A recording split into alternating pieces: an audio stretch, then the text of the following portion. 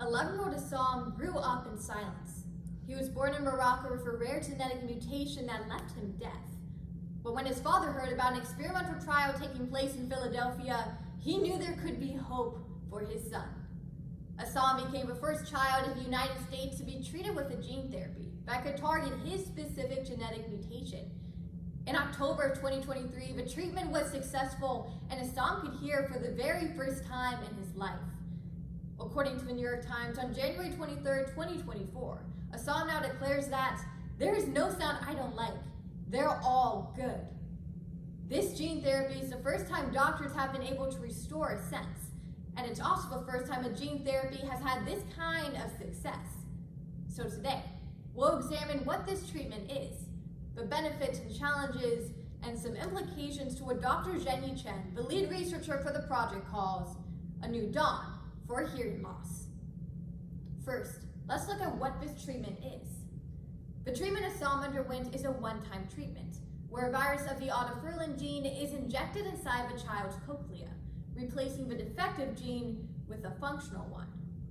The first trial of this gene therapy, called AAV1-HOTOF, or OTOF for short, started in China last fall with 5 children aged 1 to 7.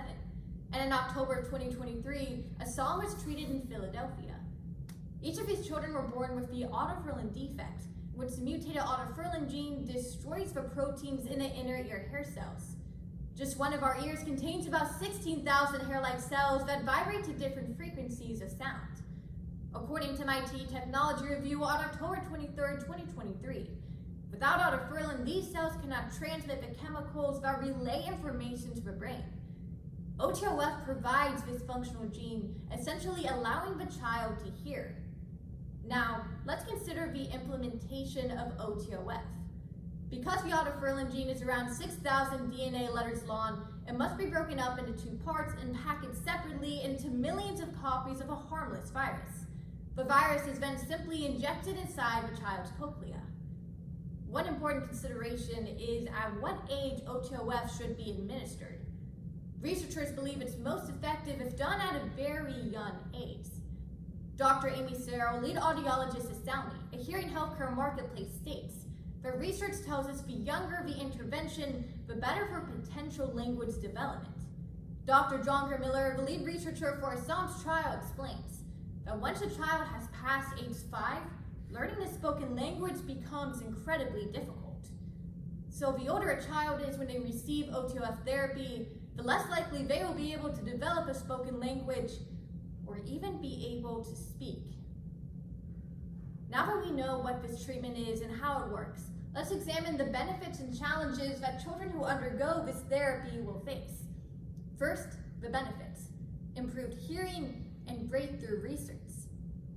In the trial conducted in China, it only took 2 to 3 weeks before the participants' families noticed they started responding to sound. Dr. Zhenyi Chen highlights the children's hearing is still not completely normal, and they may still need hearing aids, but their hearing has improved significantly. Before the trial, the children couldn't hear anything under 95 decibels, or quieter than a motorcycle. But the children can now hear sound at 50 to 55 decibels, or louder than a refrigerator. Researchers believe that these children may reach 60 to 65% of normal hearing. This is a huge breakthrough and the most dramatic restoration of a sense we have ever seen. Given its relative success, researchers have begun to ask the question, can we do this for other cases of genetic hearing loss in children? Dr. Chen believes we can, and since according to the National Library of Medicine last updated 2023, there are over 110 genetic mutations, this trial opens the door to discovering other treatments for different kinds of genetic deafness. Testing continues in several countries, in Asia, Europe, and even the US. However, there are several challenges facing OTOF therapy concerning its efficacy and feasibility. First, it doesn't work for everyone. One child in a trial in China did not gain hearing in their treated ear. The scientists in the study do not have an exact answer for why, but they believe the child may have been immune to the virus used to inject DNA into the ear. This raises the question of how successful will this trial be on a larger scale? Second, the autofurling defect is very rare. Dr. Lawrence Lustwood, chair of Columbia University's Department of Otolaryngology, states that the autofurling defect only accounts for 1 to 8% of all genetic deafness, meaning in the US alone, only 100 children are born with this defect each year. Therefore, the demand for this therapy may not be enough to make it sustainable or investable. Investors are not going to want to put money towards a product that only accounts for a very small population. Additionally, it's very difficult to find patients for more trials. The previously cited New York Times article describes how difficult it is to find participants. Unlike China, the FDA has implemented several restrictions, limiting patients to older children who do not have a cochlear implant. Since such a small number of children even have this defect, getting those children and their parents on board is incredibly difficult. Knowing that there are benefits and challenges facing OTOF therapy, let's examine the implications for language acquisition and autonomy and a problematic cure narrative. As already noted, recipients of this gene therapy cannot fully hear but are no longer deaf, making them outsiders to both the hearing and deaf communities. Professor Blankmeyer-Burke, in an interview with Vox on February 22, 2024, states that children who are not fully a part of the hearing or deaf communities will never really gain access to a language. Not belonging, let alone not having the social connection provided through a common language, opens up a door for bullying, increased mental health issues, and a lack of acceptance. Complicating matters is the question of consent.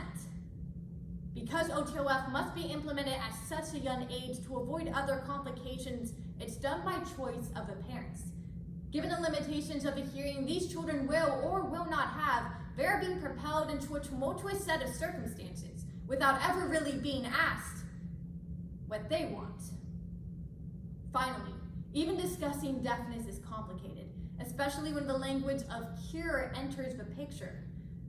Dr. Robert Nutt, a developmental and behavioral pediatrician who is himself deaf, states on January 24, 2024, that there is an internal deaf community that doesn't see itself as needing to be cured. The cure narrative is difficult to navigate, especially when we consider that there have already been decades of research searching for a cure. Clearly, not everyone embraces this difference, as evidenced by the fact that over 1 million people worldwide have cochlear implants. Even still, the cure narrative being imposed by non-disabled people can be problematic when we consider what Wendy Liu wrote in her 2018 article, where she states that care-focused narratives promote the idea that disabled people's bodies are less valuable because of their identity. People with disabilities are not any less valuable because their body is different. My grandmother is the founder of Everybody Counts, a school and hospital program that helps children develop an understanding of people with disabilities. The program asserts that different doesn't have to be good or bad, it can just be different. We try so hard to make everybody the same, and it doesn't have to be that way. Today, we've examined what OTOF is, the benefits and challenges, and some implications. Even though Assam can now hear, he may never be able to develop a spoken language or even be able to speak. Even still, Assam is absolutely thrilled to be able to hear.